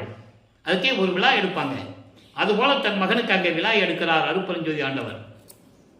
அப்ப எல்லாம் முடித்துவிட்டு, மகனை சாகா கல்வியை கற்றுத்தருகிறேன், கற்றுக்கொள் என்று சொல்லி மகனுக்கு சாகா கல்வியை கற்றுத்தருகிறார். சாகா கல்வி என்பது சுத்த சன்மார்க்கத்தின் ஞானம். சுத்த சன்மார்க்க நெறிகளை பற்றி தெரிந்து கொண்டால் அவன் சாகா கல்வியை கற்றவன். சாகா கல்வியை கற்பதற்கு சுத்த சன்மார்க்க நெறிகளை பின்பற்றி கொண்டிருக்க வேண்டும். அதுதான் சாதனம். சாகா கல்வியினுடைய சாதனம் சுத்த சன்மார்க்க நெறிகளை பின்பற்றுவது. இம்மி பிசகாமல் சிறிதளவும் அதிலிருந்து விலகாமல் இருப்பதுதான் சாகா கல்வியை அடைவதற்கான சாதனம். ஆக சாகா கல்வியை கற்றுக்கொள்கிறார். அந்த சாகா கல்வியை தந்தையிடந்து கற்றுக்கொள்ளும் போது மற்றவர்களெல்லாம் பார்த்து பொறாமைப்பட்டு கொண்டிருக்கிறார்கள். பிரம்மன், திருமால், ருத்திரன், மகேஸ்வரன் போன்ற பதத்தலைவர்களும் இந்திரனும் தேவர்களும் முனிவர்களும் ரிஷிகளும் சத்தர்களும் சித்தர்களும் சக்திகளும் எல்லாமே அதை ஒரு பாடலிலே கூறுவார்.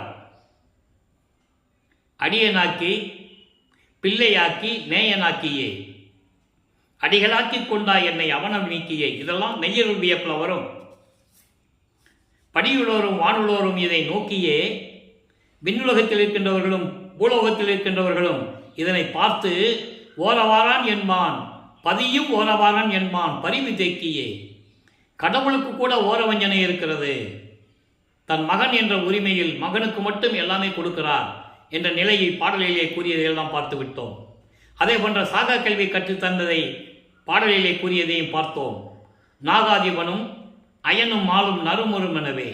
நாகாதிபன் என்பவன் இந்திரன், அயனும் பிரம்மன், திருமால் போன்றவர்கள் எல்லாம் பார்த்துக்கிட்டு இருக்காங்க. எப்படி நறுமுறும்னு பார்த்துட்டு இருக்காங்களாம். பல்ல கடிச்சுக்கிட்டு கோபத்தில், கோபம் ஆத்திரம் வெளியே காட்ட முடியாது, அந்த ஆத்திரத்தை அடக்க முடியாமல் முகத்தில் காட்டிட்டு இருக்காங்களாம். ஞான அமுதம் அளித்தாய் நானும் உண்டு துண்ணவே, ஞான அமுதம் அளித்தாய். ஞான அமுதம் என்பது என்ன? சுத்த சன்மார்க்கம். சுத்த சன்மார்க்கத்தை கொடுத்தாய், நானும் பெற்றுக்கொள்ளவே. சாகா கலையை பயிற்று தந்த தயவை சாற்றது கரிது. அதை சுத்த சன்மார்க்கத்தை பெற்ற பிறகுதான் சாகா கல்வி கிடைக்கும். அதனால தான் முதல்ல சாகா கல்வி கொடுக்கணும்னா சுத்த சன்மார்க்கத்தை மகனுக்கு கொடுக்கணும். அதான் கொடுத்து சாகா கல்வியை கற்றுத்தருகிறார் என்பதை எல்லாமே பார்த்து விட்டோம். இப்போ எல்லாவற்றையும் பெற்றுக்கொண்டு இப்போ எல்லா சக்தியும் பெற்றுட்டார். 3 நிலை தான் பாக்கி. அதையும் அங்கேயே கொடுத்தாச்சு, அதிகாரப்பூர்வமாக கொடுத்தாச்சு, செயலாற்றவில்லை. அந்த 3 நிலைகள் அருட்பெருஞ்சோதியை வாங்கினது திருவருள் செங்கோலாட்சி வாங்கினது அருப்பஞ்சாண்டவர் மகனோட 2 கலந்து கொள்ள வேண்டும். இந்த 3 நிலைகளும் மேட்டுக்குப்பம் சித்தி வளாகத்தில் நடக்கிறது. அதை நம்ம பின்னால் பார்க்க போகிறோம். ஆக திரும்பி வருகிறார், பூலோகத்திலே வருகிறார், கருங்குழியிலே உறைவிடமாக கொண்டுள்ளார். அங்கே போகிறதுக்கு முன்னாலே ஒரு திருவிளையாடல் நடந்தது சிதம்பரத்தில், அதையும் விளக்கமாக நம்ம பார்த்துட்டோம்.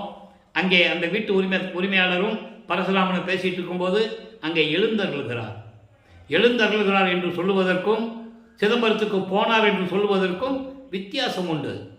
எழுந்தருளுகிறார் என்பது ஒரு காரியம் நிறைவேண்டும் என்றால் சம்பந்தப்பட்டவர்கள் அங்கே இருக்கும்போது திடீரென்று அங்கே நிற்பது. போய் சேர்ந்தாரு, சிதம்பரத்துக்கு போனாருன்னா மாட்டு வண்டியிலேயோ நடந்து போனாருன்னு சொல்லுவாங்க உலகியல்ல. அந்த மாதிரி அப்படி கிடையாது. ஏன்னா அப்போ போய் நின்னாதான் கருங்குழிக்கு வர முடியும். ஏற்கனவே நிர்ணயிக்கப்பட்டது, வெல் பிளான்டு, எல்லாம் ஸ்கெட்ச் போட்டு மேப்பெல்லாம் முதலே போட்டாச்சு. அதுபடி தான் நடக்கணும். அப்போ கருங்குழியிலே அவர் அழைத்து வருகிறார். அவரோட வரும்போது நடந்து வருவார். ஏன்னா நடந்து தான் வரணும், உலக மக்களுக்கு தெரியணும்ல. அதனால தான் அவர் நடந்தாலும் அவர் பாதம் தரையில் படாது என்பதை ஏற்கனவே பாடல்களெல்லாம் நல்லா சொல்லியிருக்கிறாரு. அதை மக்கள்கிட்ட சொல்லணும், அவர் எப்படிப்பட்டவர்னு சொல்லணும். இறைவன் நடக்கும்போது தரையில் கால் படாது. அப்படி நிலையிலே வந்து கருங்குழியிலே உறைவிடமாக கொண்டுள்ளார். 9 வருஷம் இருக்கார் கருங்குழியிலே. அங்கே நடந்த திருவிளையாடல்களை எல்லாம் நாம் ஏற்கனவே பாடல்களின் மூலமாக பார்த்து விட்டோம். தந்தையாகிய அருப்பெருஞ்சோதி ஆண்டவரும் மகனாகிய வல்லற்பெருமான் அவர்களும் எப்படி உரையாடினார்கள், எப்படியெல்லாம் அடுத்த கட்டத்திற்கு செல்ல வேண்டும் என்று திட்டமிட்டார்கள் என்பதை தெளிவாக பார்த்து விட்டோம். இப்போ ஜீவகாருண்ய ஒழுக்கம் உருவாகணும், உலக மக்களுக்கு சொல்லணும், பசியினுடைய கொடுமையை சொல்லணும், பிணியினுடைய கொடுமையை சொல்லணும். பசி, பிணி, தாகம், இச்சை, எளிமை, பயம், கொலையினுடைய அந்த கொடூரமான செயலையெல்லாம் உலக மக்களுக்கு சொல்லணும். அப்போ இதெல்லாம் சொல்ல வேண்டும் என்றால் ஒரு தர்மசாலையை நிறுவ வேண்டும். தர்மசாலையை நிறுவ வேண்டும் என்றால் ஒரு இடம் வேணும். பார்வதி மக்கள்கிட்ட கேட்குறாரு. அவங்க இன்முகத்தோடு சந்தோஷமாக கொடுக்குறாங்க. சாமி கட்டிங்க கொடுத்துடலாம் அப்படின்னு கொடுத்துட்றாங்க. ஒரே நாளிலே அங்கே கருங்குழியிலிருந்து விடைபெற்று கொண்டு தான் இருந்த இடத்திற்கு தண்ணீரால் விளக்கரித்த இல்லம் என்று பெயரை ஏற்படுத்திவிட்டு இங்கே கருங்குழியிலிருந்து தர்மசாலைக்கு இங்கே வருகிறார். இங்கே தர்மசாலையை ஒரே நாளிலே நிறுவுகிறார். 23/5/1967 தர்மசாலையை நிறுவி அன்றைய அணை அடுப்பை மூட்டி உணவை சமைத்து பசியோடு வருகின்றவர்களுக்கு பசியை போக்கிக் கொண்டிருக்கிறார். நம்மளையெல்லாம் படைத்து காத்து கொண்டிருக்கின்ற இறைவன் அருப்பெருஞ்சோதி ஆண்டவராகிய வல்லற்பெருமானவர்கள். அவர் இறைவன். இப்போ யார் பிரபஞ்சத்தை நடத்துகிறான்னு நினச்சிட்டு இருக்கீங்க? பிரம்மனோ, திருமாலோ, ருத்திரனோ, மகேஸ்வரனோ, சதாசிவனோ கிடையாது. அவங்க ஏற்கனவே 5 தொழில்களை செய்து காலம் முடிஞ்சு போய் அவர்கள் இறைவனுடைய திருவடியை சார்ந்து கொண்டிருக்கிறார்கள். 30/1/1874 அப்புறம் இந்த பிரபஞ்சத்தை இயக்குவது யார்? உயிரினங்களை படைத்தது யார்? தெளிவாக கூறுகிறார். பிரம்மனும் திருமாலும் எப்படி வளர்ந்து வல்லற்பெருமானை வணங்குகிறார்கள், லட்சுமியும் சரஸ்வதியும் வந்து எப்படி வணங்கினார்கள் என்பதை நாங்கள் அதுக்கு அடுத்து என்ன வேலை செய்ய வேண்டும் என்று தினமும் அவரிடம் கேட்க வேண்டும். அந்த நிலைகள் பாடல்கள் எல்லாம் இருக்கிறது. அந்த விளக்கங்களை எல்லாம் பார்த்து விட்டோம். இப்போ இந்த நிலையில் இருக்கும்போது வல்லற்பெருமான்கள் 6வது இருந்து கொண்டிருக்கிறார். இப்போ அந்த நிலையை லைவாக பார்த்துட்டு இருக்கோம். இப்போ 41வது ஆண்டிலிருந்து 48 ஆண்டுகளுக்குள், இந்த ஆண்டுகள் என்று சொல்லுவது இறைவனுடைய வருவிக்க உற்ற ஆண்டுகள். இப்போ 48வது ஆண்டாச்சு. இந்த பூலோகத்துக்கு வந்து வல்லற்பெருமானவர்கள் வருவிக்க உற்று 48 ஆண்டுகள் இருக்கின்ற நிலையிலே இந்த நிலையிலே என்ன நடந்தது என்பதை தான் பார்த்து கொண்டிருக்கிறோம். 1869 ஆண்டு கடலூரிலே மஞ்சக்குப்பம் என்ற இடத்தில் இருக்கின்ற நீதிமன்றத்திலே வழக்கு தொடரப்பட்டது. ஆறுமுக நாவலார் வழக்கு தொடர்கிறார். முத்துசாமி ஐயர் என்ற ஒரு வழக்கறிஞர் மூலம் வழக்கு தொடர்கிறார். அந்த வழக்கத்துடைய சாராம்சம் எல்லாவற்றையும் பார்த்து விட்டோம். இவர் சமயங்களையும் மதங்களையும் மார்க்கங்களையும் ஜாதிகளையும் இழிவுபடுத்தி கொண்டு பாடல்களை இயற்றிக் கொண்டிருக்கிறார்.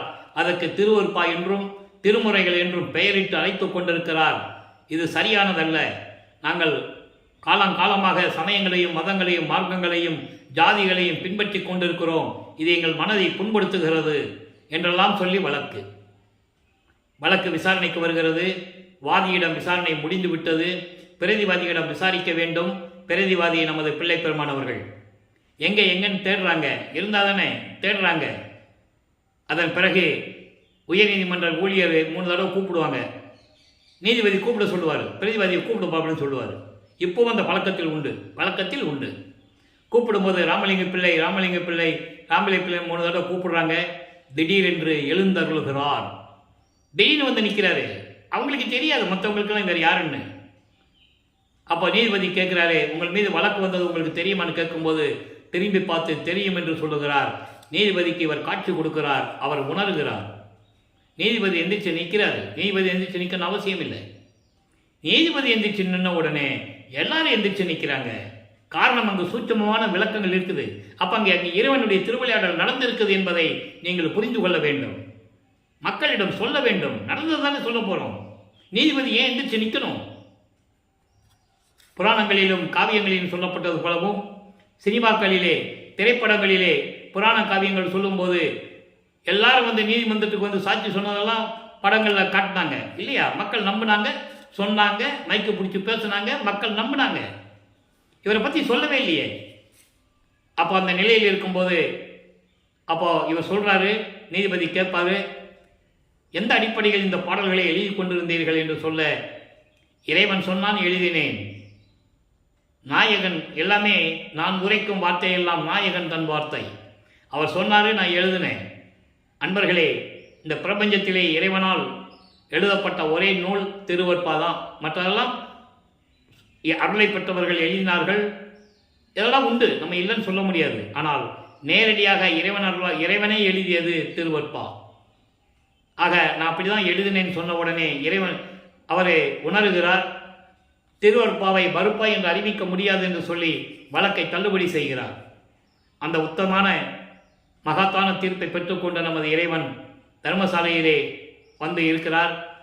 அப்போ உத்தரஞான சிதம்பரம் மாலை உருவானது, சமாதி வற்புறுத்தெல்லாம் உருவானது, நடராஜபதி மாலையும் சர்க்குரிமணி மாலையும் எப்படி உருவானது, எப்படி அதெல்லாம் பாடல்களை பாடினார் என்ற விளக்கத்தை முழுமையாக பார்த்துவிட்டோம். நடராஜபதி வேற, நடராஜன் வேற. நடராஜன் என்பவன் சமயத்தை சேர்ந்த ஒரு தலைவன். அங்கே என்ன வேணாலும் திருநீர் பூசிக்கலாம், எப்படி வேணாலும் இருந்துக்கலாம், தப்பு இல்லை. அது அவங்களுடைய சுதந்திரம். ஏன்னா அவங்க மதம் அதான் சொல்லுது, அவங்க சமயம் அதான் சொல்லுது, அவங்க மார்க்கம் அதான் சொல்லுது, அவங்க கடைபிடிக்கிறாங்க. கிறிஸ்துவ பெருமக்களுடைய நெறி அவங்க கடைபிடிக்கிறாங்க. இஸ்லாமிய பெருமக்களுடைய நெறியை அவங்க கடைபிடிக்கிறாங்க. அது அவங்களுடைய சம்பந்தப்பட்டது, இருக்கலாம், தவறில்லை. அதேபோல இந்து மதத்தினுடைய நெறிகள், சமயங்களுடைய மார்க்கங்கள் நெறிகள் அவங்களுடைய கடமைக்கு உட்பட்டது, என்ன வேணா பண்ணிக்கலாம். ஆனால் சுத்த சன்மார்க்கம் இதையெல்லாம் சார்ந்தது அல்ல.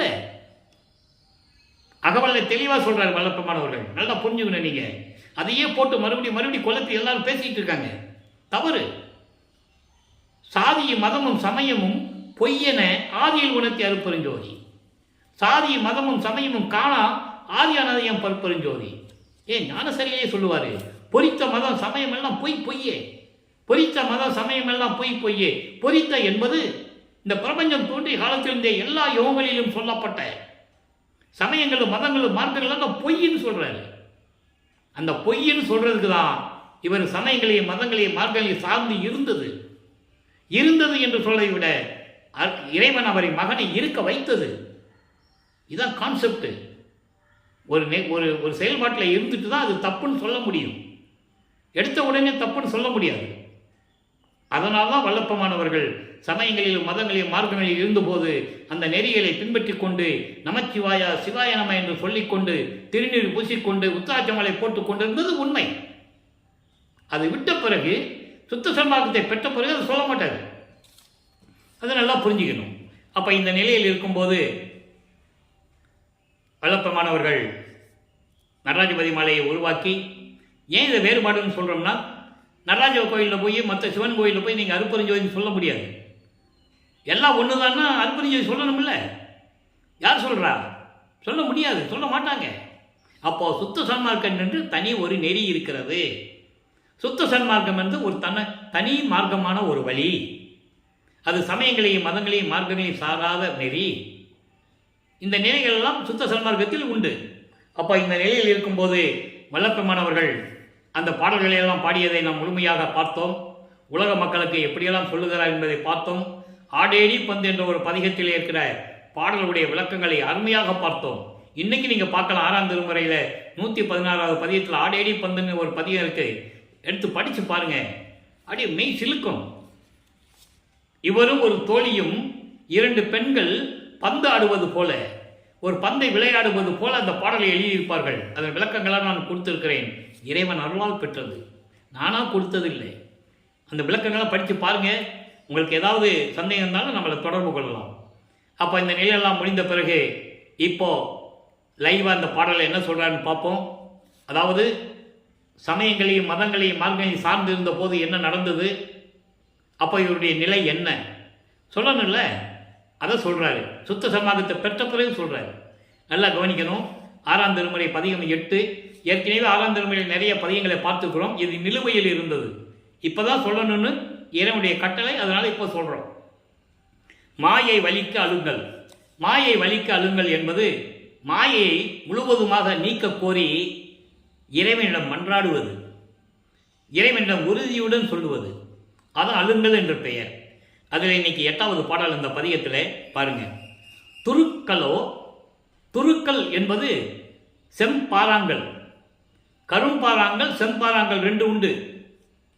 சிவப்பு மண் நிறைந்த இடங்களிலே இருக்கின்ற கற்கள் சிவப்பாக இருக்கும், அது பாறாங்கல். செம்பாறாங்கல் அதான் துருக்கல்.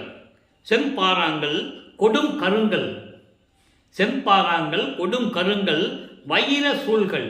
வைரம் என்பது வைரம் மாதிரி இருக்காண்டான்னு சொல்லுவாங்க. அவ்வளவு உறுதியான உடைக்க முடியாத அந்த கல், அதான் வைரம் பாய்ந்த கல். வைரம் பாய்ந்த மரம்னு சொல்லுவாங்கல்ல, அதே மாதிரி வைரம் போன்ற இருக்கின்ற கல். இந்த கற்களெல்லாம், இந்த கற்களை போன்று என் மனம் இருந்தது, அப்படி மனம் கொண்டவனாக இருந்தேன். இதை ஏன் சொல்றாருன்னு நம்ம யோசிக்கணும். சமயங்களிலும் மதங்களிலும் மார்க்கங்களிலும் உயிர் இரக்கத்தை பற்றியோ உயிர் நேயத்தை பற்றியோ மற்ற உயிர்களினுடைய துன்பங்களை பற்றியோ கூறியதில்லை. அப்போ என்னுடைய மனம் அப்படி இருந்ததுன்னு சொல்றேன். கல்லு மாதிரி இறுகிய மனத்தோட நான் இருந்தேன்னு சொல்றேன். சரியா? அடுத்து பாருங்க. தருக்கல் ஆவண கருக்கல்லோடு உழலுவேன். எப்போ? அந்த காலகட்டங்களில் சமயங்களிலும் மதங்களிலும் மார்க்கங்களில் இருக்கும்போது நான் இப்படி இருந்தேன். காரணம் எனக்கு தெரியாது. அற்ப அறிவு என்று சொல்லுவார். அந்த பேர் உபதேசத்தை சொல்லும்போது அற்ப அறிவோடு இருந்தேன் என்று சொல்லுவார். அற்ப அறிவு என்பது இந்த மறைப்பு நிலை, சுத்த சன்மார்க்கம் இல்லாத நிலை. அப்போ அவருக்கு அற்ப அறிவு என்று சொல்லுகிறார். சுத்த சன்மார்க்கத்தை பெற்ற பிறகு பேரறிவு அளித்தால் வள்ளல் கொடி. நல்லா கவனிக்கணும். கொடிப்பாட்டில் இருக்கு பேரறிவு அளித்த வள்ளல் கொடி. அப்போ அற்ப அறிவுக்கும் பேரறிவுக்கும் வித்தியாசம் தெரியணும். சமயங்களையும் மதங்களையும் மார்க்கங்களையும் சூழ்ந்தது அற்ப அறிவு. சுத்த சன்மார்க்கம் பெற்ற பிறகு பேரறிவு. வெறிக்கும் சமய குழியில் விளந்தேன் தன்னை மறித்து ஒரு பேரறிவு அளித்த வள்ளல் கொடி. இதனுடைய விளக்கத்தை நம்ம பின்னால் பார்க்க போகிறோம். எப்போ இறைவன் வல்லப்பமானவர்கள் சுத்த சன்மார்க்கத்துக்கு அருப்பஞ்சாண்டவர் மகன் அங்கே போகிறாங்கல்ல, எங்கே தர்மசாலை விட்டு போவாங்க, அப்போ நம்ம அந்த விளக்கத்தை சொல்லுவோம். இங்கே கல்லுன்னு வர்றதுனால அறிவுன்று வர்றதுனால நம்ம சொல்ல வேண்டி இருக்கிறது. அதனால தான் இந்த விளக்கத்தை சொல்கிறேன். அது பேரறிவு. தருக்கல் என்பது வாதம் செய்வது, விதண்டாவாதம் செய்வது, எதுக்கெடுத்தாலும் வாதம் பேசுவது, ஒத்துக்கொள்றதே இல்லை, எது சொன்னாலும் ஒத்துக்கிறது இல்லை, வாதம் செய்வது. ஆவண கருக்கல்லோடு செருக்கத்தோடு ஆணவத்தோடு இப்படியெல்லாம் நான் இருந்தேன், இப்படியெல்லாம் நான் இருந்தேன். அடுத்து சொல்லுவார் பாருங்க. சந்தை நாயன பந்தமுற்று அலைவேன்.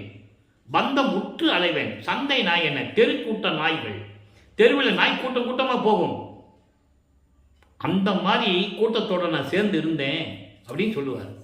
குறைச்சி நாய்கள்லாம் அழுத்து போகும். அந்த மாதிரி நான் வாதம் செய்து அழுத்து போனேன் என்று கூட ஒரு பாடலிலே சொல்லியிருப்பார். அந்த விளக்கத்தை எல்லாம் பார்த்தோம். அந்த நிலையில் இருந்ததை வல்லப்பெருமான்கள் உள்ளதை உள்ளபடி உலக மக்களுக்கு தெரிவிக்கிறார். காரணம், சமயங்களிலும் மதங்களிலும் மார்க்கங்களில் இருக்கும்போது இந்த நிலைகளெல்லாம் ஏற்படும். அப்போ அதை நீக்க வேண்டும் என்றால் சுத்த சன்மார்க்கத்துக்கு வரணும். இதுதான் இந்த பாடலுடைய கான்செப்ட், இதன் நோக்கம். இந்த பாடலுடைய நோக்கம் தான். அடுத்து சொல்றாரு பாருங்க. திருக்கு எல்லாம் பெரும் வெறுக்கு என புகுவேன். திருக்கெல்லாம் என வெறுக்கு என புகுவேன். வெறுக்கு என்பது பூனை. பூனை எப்படியெல்லாம் சேட்டை செய்யும், அந்த மாதிரியெல்லாம் நான் சேட்டை செய்வேன்னு சொல்கிறேன். அந்த மாதிரி சேட்டைகள்லாம், அந்த செயல்கள்லாம் பூனை எப்படி இருக்குமோ அப்படி நான் இருந்தேன். வெறுக்கு என்பது பூனை. அப்படியெல்லாம் நான் இருந்தேன். தீயவனாக இருந்தேன். பெரும் பேயனே, இப்படியெல்லாம் நான் இருந்தேன். உள்ளந்தான் உருக்கள் ஆவதற்கு சொல்லிட்டாரு பாருங்க, உள்ளந்தான் உருக்கள் ஆவதற்கு. அப்ப என் உள்ளம் உருகணும், என் உள்ள நெகிழ்ச்சி வரணும், உயிரினங்களை பார்த்த உடனே உயிர் இரக்கம் வரணும், ஆண்மநேய ஒருமைப்பாடு வரணும்னா நான் என்ன செய்யணும்? நான் என்ன செய்யணும் கேட்குற. சமயங்களையும் மதங்களையும் மார்க்களையும் போது நான் அப்படியெல்லாம் இருந்துட்டேன். இப்போ நான் என்ன செய்யணும்? என்ன செய்ய கடவேன்? என் செய்ய கடவேன்? உள்ளந்தான் உருக்கள் ஆவதற்கு என் செய்ய கடவேன்? நான் என்ன செய்யணும்? என்னால் எதுவும் செய்ய முடியாது அப்படி சொல்லிட்டு, உடையவா என்னை உவந்து கொண்டு அருளே, என்னை ஏற்றுக்கொண்டு மகிழ்வோடு என்னை ஏற்றுக்கொண்டு எனக்கு அருள வேண்டும் என்று சொல்லுகிறார். இந்த நிலை சமயங்களையும் மதங்களையும் மார்க்கங்களையும் சார்ந்து இருந்த போது எப்படி இருந்தார் என்பதையும், அந்த உயிர் இரக்கம் வர வேண்டும் என்றால் சுத்த சன்மார்க்கத்தில் இருக்க வேண்டும் என்பதையும் இந்த பாடலுடைய மைய கருத்தை தான். அப்போ நம்மளாம் சுத்த சன்மார்க்கத்தில் இருக்கணும். அடுத்து பிள்ளை பெரு விண்ணப்பம் என்ற ஒரு பதிகத்திலே 20வது பதிகம் பிள்ளை பெருவிண்ணப்பம் என்ற பாடலிலே 48வது பாடல். நேரம் நெருங்கி கொண்டிருக்கிறது, கவனிங்க. சகப்புற வாழ்வை பார்த்திடில், சகப்புற வாழ்வை பார்த்திடில் கேட்கில் சஞ்சலம் உறும் என பயந்தே. இந்த உலக வாழ்க்கையை பார்க்கும் போதும் உலக வாழ்க்கையில் நடக்கின்ற தீயவைகளை கேட்கும் போதும் நமது மனம் துன்பப்படுமே, சஞ்சலப்படுமே என்று பயந்து நல்லா கவனிக்கணும்.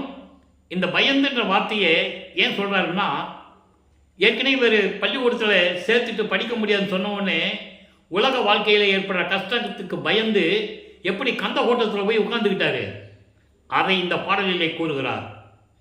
பயந்து நகர்ப்புறத்திருக்கும் தோட்டங்கள் தோறும் நன்னியும். நகரத்துக்கு பின்னால, நகரம் வந்து டவுன்ஷிப்னு சொல்லுவாங்கல்ல, இந்த டவுனுக்கு அப்பால் இருக்கிற கிராமப்புறங்கள் இருக்குல்ல, அங்கே தோட்டங்கள் இருக்கும். அந்த தோட்டத்தில் போய் இருந்தும் மற்றும் பல இடத்தில் அலைந்து பகல் முழுதும் அங்கே இருந்திருக்கேன். எவ்வளோ தெளிவாக சொல்கிறார் பாருங்க. அப்படியெல்லாம் நான் இருந்திருக்கேன். இருந்தது மட்டுமல்லாமல் நாள்தோறும் கழித்தேன், பகலின்றி இரவு கூட இருந்திருக்கிறேன். சில நேரங்களில் வீட்டுக்குள்ளே வர முடியாது, இந்த மாதிரி தான் இருந்திருக்கிறார்.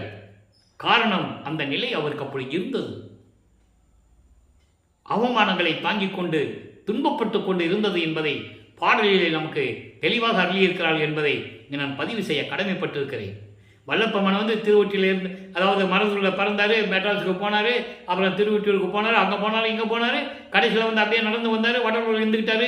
இது அல்ல, அப்படி சொல்லக்கூடாது. திருவப்பாவில் என்ன நடந்தது என்பதை உலக மக்களுக்கு தெரியப்படுத்த வேண்டும். ஒவ்வொரு காலகட்டங்களிலும் ஒவ்வொரு 8 ஆண்டுகளிலும் நமது பிள்ளை பெருமனுடைய நிலை என்ன என்பதை உலக மக்களுக்கு தெரியப்படுத்த வேண்டியது நமது கடமை. அதை இங்கே சொல்றாரு, பகல் முழுதெல்லாம் நாள்தோறும் கழித்தேன், வீட்டுக்கு வர முடியாது. இப்போ எப்படி சாப்பிட்டாரு, எப்படி தூங்கினாரு, நல்லா புரிஞ்சுக்கணும் நீங்க. இந்த இப்படி இருக்கும்போது, அதாவது இரவும் அப்படியே மிக பயவிடத்தும் திரிந்தனன். இதே நிலையில தான் நான் இருந்தேன். போ அடியேன் விளம்பல் என் நீ அறிந்ததுவே. நான் என்ன சொல்றது என் தந்தையே, இதெல்லாம் நான் சொல்லியா உனக்கு தெரியணும்? எல்லாம் உனக்கு தெரியுமே, எல்லாம் நடந்தது உன்னுடைய திருவிளையாடல் தானே, எல்லாம் உன்னுடைய திருவிளையாடல் தானே, உனக்கு தெரியாமல் ஒன்றும் இல்லை அப்படின்னு சொல்லுவார். அதுக்கடுத்து இறுதியாக ஒரே ஒரு விளக்கம் நண்பர்களே, 118வது பதிகம் சிவசிவ ஜோதி என்ற பதிகத்திலே 25வது பாடல். அதாவது இதை ஏன் இந்த பதிகம் கொடுத்துருக்காருன்னா நம்ம கவனிக்கணும். சிவ சிவ ஜோதி என்பது உடனே நீங்கள் சிவபெருமான் கிட்ட போயிடக்கூடாது. சிவ சிவ ஜோதி என்பது அருப்பெருஞ்சோதி. அங்கே 32 ஆண்டுகள் வரைக்கும் சமயங்களிலும் மதங்களிலும் இருக்கும்போது சிவபெருமானே நமச்சிவாயா சிவாய நம அப்படியெல்லாம் சொல்லிட்டு இருந்தார் இல்லையா? இப்போ சுத்த சமூகத்தை பெற்ற பிறகு இறைவன் யாருன்னு சொல்லணும் இல்லை, சொல்றார். கண்ணில் கலந்து அருட்ஜோதி, கண்ணில் கலந்து அருள்ஜோதி, உலக்கண் உயிர்கண். உலக்கண் என்பது உள்ளத்திலே, உயிர்கண் என்பது உள்ளத்திலே. அருள் கண்ணுமாம் ஜோதி, அருளோடு விளங்கிக் கொண்டிருக்கின்ற என் அருட்பெருஞ்சோதி என் உள்ளத்திலும் என் உயிரிலும் கண்ணுக்குள்ளும் கலந்து கொண்டிருக்கின்ற ஜோதி அருட்பெருஞ்சோதி. எண்ணில் படா பெருஞ்சோதி. எண்ணில் படா பெருஞ்சோதி இந்த வார்த்தைக்கு விளக்கம் சொல்லணும்னா மணிக்கணக்கில் சொல்லணும் நண்பர்களே. எனக்கு நேரம் இல்லை, சொல்ல வேண்டிய ஆசை இருக்கிறது, ஆனால் நேரம் இல்லையே. சுருக்கமாக சொல்லுகிறேன். எண்ணில் படா பெருஞ்சோதி. யார் எண்ணத்திலும் படாத, யாரும் நினைக்க முடியாத அரிய நிலையில் இருக்கின்ற, யாரும் நினைக்க முடியாத என்பது என்ன? விண்ணவர்களும் சரி, பிரம்மன், திருமால், ருத்திரன் போன்றவர்களும், முனிவர்களும், ரிஷிகளும், சித்தர்களும், சத்தர்களும் யாருமே எண்ண முடியாத, அறிய முடியாத இடத்தில் இருக்கின்ற அருட்பெருஞ்சோதி சொல்லிட்டாரா? இதான் அகவல்ல சொல்லுவாரு. மூவரும் சித்தரும், மூவரும் தேவரும், சித்தரும், முனிவரும் யாவரும் பெற்றிடா இயல் என கழித்தனை. என்ன அர்த்தம்? யாரும் பெற முடியவில்லை, நான் ஒருவன் தான் பெற்றேன் என்று கூறுகிறார். அந்த நிலையை நீங்க புரிஞ்சுக்கணும். மூவரும் தேவரும், முத்தரும், சித்தரும் யாவரும் பெற்றிடா இயல் எனக்கு அளித்தனை. யாரும் பெற முடியாத அருள்களை எல்லாம் எனக்கு கொடுத்தாய் என்று கூறுவார். அப்போ இவர் நம்பர் 1. அதான் ஒரு பாடல சொல்லுவாரு, பிறந்து இறந்து இறந்து, அதாவது செத்து செத்து பிறக்கும் என்று சொல்லுவார். பிறந்து இறந்துன்னு கூட சொல்ல மாட்டாரு. செத்து செத்து பிறக்கும் இத்தேவர்கள் என் முன் வழியிலர் என்று சொல்லுவார். பாடல் உண்டு. அப்ப எல்லாருமே செத்து செத்து தான் பிறக்கணும். இவர் அப்படி அல்ல, ஒவ்வொரு யுகத்திலையும் இருந்தவர். ஊழிது ஒரு ஊழி உழப்பராது ஓங்கி வாலி என்று எனக்கு வாய்த்த நன்னிதியே. அவங்க அப்பா சொன்னாரா மகன்கிட்ட, நீ ஒவ்வொரு யுகத்தில் இருக்க போறேன்னு சொன்னாராம், இருந்துகிட்டு இருக்கேன்னு சொன்னாராம். இதே பாடல சொல்லுவாரு, ஊழிது ஒரு ஊழி உயிர் தலைத்து ஓங்கினு ஒரு பாடல சொல்லுவாரு. இன்னொரு பாடல சொல்லுவாரு, ஊழிதோறு, அதாவது உளவினும், ஊழிதோறு ஊழி உளவினும் அழியா உடம்பை அளித்தனன். ஏன் சொன்னாரு? நான் ஒவ்வொரு யுகத்தில் இருந்தாலும் என் உடம்பு அழியாது. ஆனால் மற்றவர்கள் அப்படி இல்லை. திருமால் 10 அவதாரம் எடுத்த கூட ஒவ்வொரு இடத்துலையும் இந்த உடம்பை இந்த மண்ணுலக போட்டு தான் போகணும். புராணங்களிலும் உண்டு, யாரும் மறுக்க முடியாது. யார் இருந்தாலும் சரி, ஒன்று ஆற்றுல கலந்துக்கணும், ஆத்தோட போயிடணும், இல்லை உடம்பு இந்த மண்ணில் போட்டு போகணும்.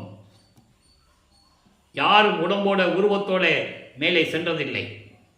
அதான் சொல்றாரு, ஊழிதோர் ஊழி உளவினும் அழியா உடம்பை அளித்தனன். யாராலையும் சொல்ல முடியாது. அப்படிப்பட்ட இறைநிலையில் இருப்பவர் வளர்ப்புமானவர்கள் என்பதை இங்கே நான் பதிவு செய்ய கடமைப்பட்டிருக்கிறேன். சொல்லிட்டு சொல்வார் பாருங்க, நான் எண்ணிய வண்ணம் இயற்றிய ஜோதி.